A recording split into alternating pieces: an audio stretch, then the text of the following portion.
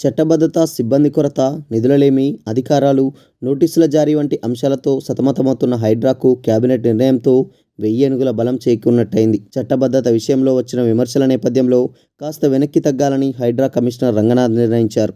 మీడియాకు దూరంగా ఉండాలని భావించారు. శుక్రవారం జరిగిన కేబినెట్ సమావేశంలో హైడ్రా ఏర్పాటు అధికారులు, సిబ్బంది కేటాయింపుపై చర్చ జరిగింది. ఈ సమావేశం విస్తృత అధికారాలను కల్పించింది.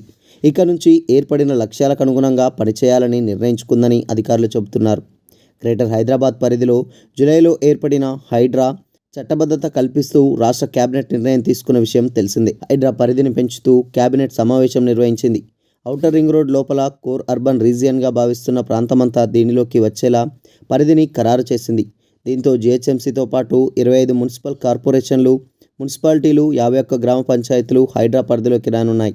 ప్రస్తుతం వివిధ విభాగాలకు ఉన్న చట్టాలను, నిబంధనలను, హక్కులను హైడ్రాకు